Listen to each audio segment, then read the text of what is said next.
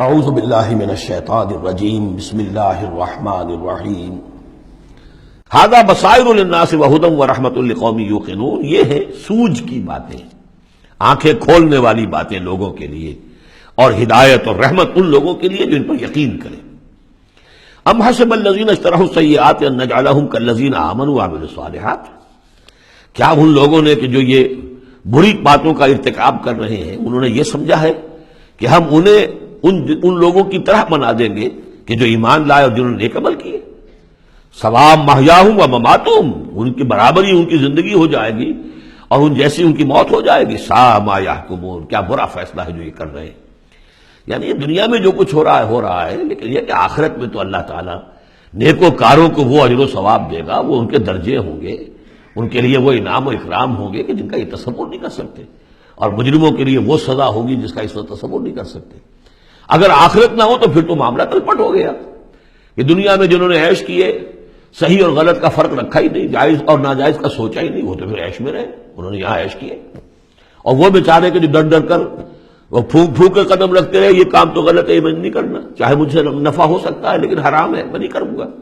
اب وہ بیچارے دنیا کے اندر بھی انہوں نے فرض کیجیے فاقے کیے یا روکھی سوکھی کھا کر گزارا کیا، اب آخرت میں بھی انہیں کچھ نہ ملا. اگر زندگی صرف یہی زندگی ہے تو پھر بہت بڑا ظلم ہے، بہت بڑا ظلم ہے. اس لیے کہ جو بھی نیکوکار ہے پھر اس پر تو بہت بڑا ظلم ہے. اس حوالے سے قرآن کہتا ہے کہ جو آخرت کو نہیں مانتا وہ در حقیقت ہمارے عدل کا منکر ہے. وَخَلَقَ اللَّهُ السَّمَاوَاتِ وَالْأَرْضَ بِالْحَقِّ، جبکہ اللہ نے آسمان اور زمین بنائے حق کے ساتھ، عدل کے ساتھ، حکمت کے ساتھ. وَلِتُجْزَىٰ كُلُّ نَفْسٍ بِمَا كَسَبَتْ، تاکہ پورا بدلہ دیا جائے ہر جان کو جو کچھ اس نے کمایا ہو. وَهُمْ لَا يُظْلَمُونَ، اور ان پر کوئی ظلم نہ ہو. أَفَرَأَيْتَ مَنِ اتَّخَذَ إِلَٰهَهُ هَوَاهُ، یہ آیت اس سے پہلے بھی آ چکی ہے، اب پھر آ گئی ہے. کیا تم نے دیکھا اس شخص کو جس نے اپنی خواہش نفس کو اپنا الہ بنایا ہوا ہے. بہت اہم ہے یہ. دیکھیے میں نے گنوائی تھی آپ کو اس 8 صورتوں کے مجموعے میں 4 تو وہ ہیں جو بڑی ایک ترتیب کے ساتھ جو توحید عملی کو بیان کیا. توحید عملی کیا ہے؟ اللہ کی بندگی، اپنی اطاعت کو اس کو خالص کرتے ہوئے، صرف اسی کی اطاعت، اس کی اطاعت سے منہ موڑ کر کسی اور کی اطاعت یا مخلوق میں سے کسی کی اطاعت ایسے معاملے میں جس میں خالق کی بھی معصیت لازم آ رہی ہے، یہ شرک ہے. توحید یہ ہے کہ تم اعبدوا اللہ مخلصا لہ الدین، اللہ کی بندگی کرو، عبادت کرو، اس کے لیے اپنی اطاعت کو خالص کرتے ہیں. اسی کا ایک داخلی رخ ہے دعا اللہ سے کرو لیکن مخلصین لہ الدین. پہلی بات سورہ زمر میں، دوسری سورہ مومن میں. اب اللہ ہی کی دعوت، توحید کی دعوت لوگوں تک پہنچاؤ. ومن احسن قولا ممن دعا الی اللہ وعمل صالحا وقال اننی من المسلمین. اور اس کا جو ذریعہ ہے، میڈیم ہے اس دعوت کا، وہ قرآن ہے. لہذا سورہ حمیم سجدہ میں 6 جگہ قرآن کی عظمت کا بیان، اور یہ کہ دعوت جو ہے اس کی مرکزی مضمون.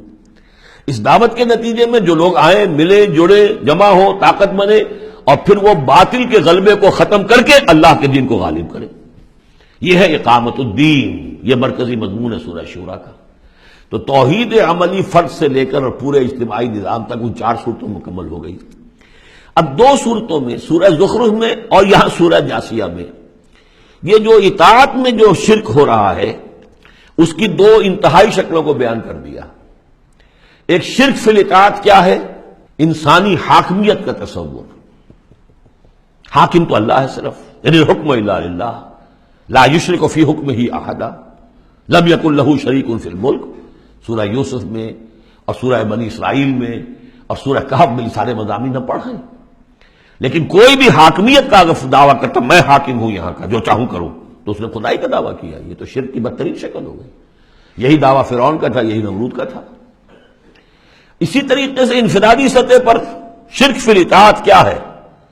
نفس آپ کا جو ہے اندر ایک تقاضا کرتا ہے مجھے اس وقت یہ چیز چاہیے، اور آپ کو معلوم ہے کہ وہ حرام ہے، اللہ نے اسے حرام ٹھہرایا ہے.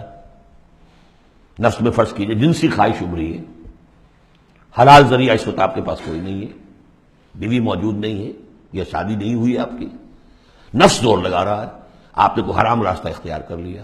کیا معنی ہوئے؟ کہ آپ نے نفس کی اطاعت کی ایک ایسے کام میں جو اللہ نے منع کیا ہوا. تو آپ کا معبود کون ہوا؟ نفس.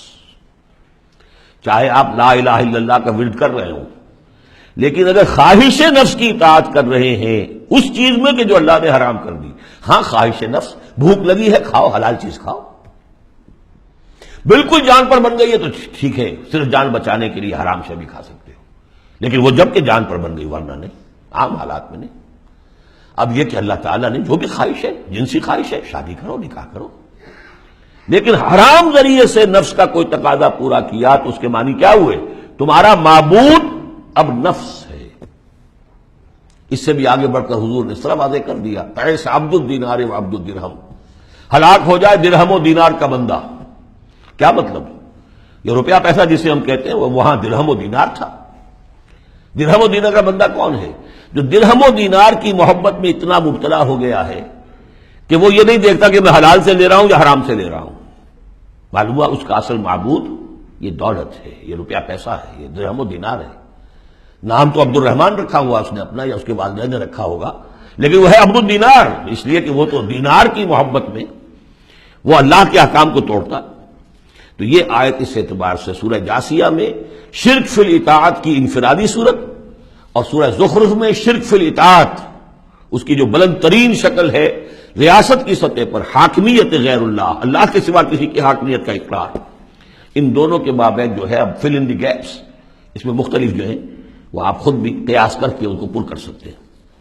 افرأیت من اتخذ الہہ ہواہ واضلہ اللہ علی علم، کیا تم نے غور کیا اس شخص کی حالت پر کہ جس نے اپنی خواہش نفس کو اپنا معبود بنا رکھا ہے اور اللہ نے اسے گمراہ کر دیا ہے اس کے علم کے باوجود؟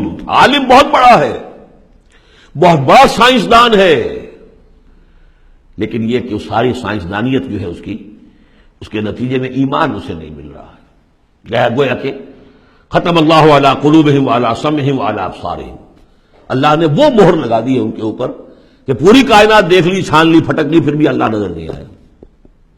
یہ ہے مہر علی علم، بڑے بڑے سائنسدان، بڑے بڑے، اور لیکن یہ کہ اللہ نظر نہیں آتا ہوں۔ وہ ختم، دیکھیے وہی الفاظ آگے آ گئے، وہ ختم علی سمعہ وقلبہ وجعل علی بصرہ غشاوہ، اللہ نے اس کے دل پر مہر لگا دی، اس کے دل پر، اس کی سماعت پر اور اس کے آنکھوں پر پردہ ڈال دیا ہے۔ فمن یہدیہ من بعد اللہ، تو اب اللہ کے اس فیصلے کے بعد اب کون اسے ہدایت دے سکتا ہے؟ افلا تذکرون، تو کیا تم نصیحت حاصل نہیں کرتے؟ وقالوا ما هي الا حیاتنا الدنیا نموت ونحیا، اور وہ یہ کہتے ہیں کہ نہیں ہماری بس دنیا کی زندگی کے سوا اور کوئی زندگی نہیں، ہم خود ہی مرتے ہیں خود ہی جیتے ہیں۔ یہ ایک آیت میں یا ایک جملہ کہہ لیجئے یہاں پر پورا میٹیریلزم بھی ایک مذہب ہے کہ ہم کسی اور شے کو نہیں مانتے، میٹر ہی میٹر ہے، بس میٹر ہی کی صفات ہے، پراپرٹیز آف دی میٹر ہے، اس میٹر ہی کا انٹریکشن ہے، اسی سے کچھ چیز بدل گئی، ادھر ہو گئی ادھر ہو گئی، فزیکل اینڈ کیمیکل چینجز کے لاز ہیں، اس سے کائنات خود بخود چل رہی، کوئی چلانے والا نہیں، آپ ہی بنی تھی کوئی بنانے والا نہیں، اور چلتی رہے گی، اور ہم بھی اسی چکر کے اندر جیتے بھی ہیں مرتے بھی ہیں، نہ کوئی مارنے والا نہ جلانے والا، اور نہ پھر کوئی مرنے کے بعد اور زندگی۔ یہ ہے میٹیریلزم، اس کی بہت سے سمجھیے شیڈز، ایمپیریسزم ہے، لاجیکل پازیٹیوزم ہے، یہ سب فلسفے اس میٹیریلزم کی شاخیں ہیں۔ وہ کیا کہتے ہیں؟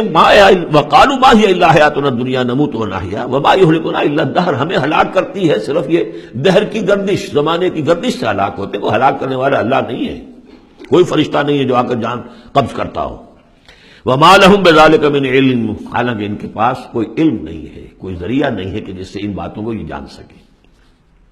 انہم الا یظنون، وہ تو صرف ظن سے کام لے رہے ہیں، گمان ہے، اٹکل پچو ہے۔ وَإِذَا تُتْلَىٰ عَلَيْهِمْ آيَاتُنَا بَيِّنَاتٍ، اور جب انہیں پڑھ کر سنائی جاتی ہیں ہماری روشن آیات، مَا كَانَ حُجَّتُهُمْ إِلَّا أَن قَالُوا ائْتُوا بِآبَائِنَا إِن كُنتُمْ صَادِقِينَ، تو ان کی دلیل تو بس یہی ہوتی ہے ایک، اچھا اگر کہتے ہو کہ بعد سے بعد الموت ہو تو ہمارے آباء و اجداد کو زندہ کر کے ہمیں دکھا دو، ہم مان لیں گے کہ ہم بھی اٹھا لیا جائے گا، ان کنتم صادقین، اگر تم سچے ہو۔ قُلِ اللَّهُ يُحْيِيكُمْ، کہیے کہ میں نے کبھی دعویٰ نہیں کیا کہ میں زندہ کر دوں گا، اللہ زندہ کرے گا تمہیں۔ ثم یمیتکم ثم یحییکم، اسی نے تمہیں زندہ رکھا ہے اور اس نے تمہیں زندہ کیا ہے، پہلے بھی تم ایک، اب یہ جو حضرات آج آئے ہیں ان کی سمجھ میں یہ بات نہیں آئے گی کہ پہلے بھی ایک زندگی اور ایک موت ہم گزار کر اس دنیا میں آئے ہیں۔ قل اللہ یحییکم ثم یمیتکم، پھر وہ تمہیں مارے گا، ثم یجمعکم الی یوم القیامہ، اور پھر تمہیں جمع کرے گا قیامت کے دن۔ لا ریب فیہ، جس میں کوئی شک نہیں، ولکن اکثر الناس لا یعلمون، لیکن اکثر لوگ جانتے نہیں ہیں۔ صدق اللہ العظیم۔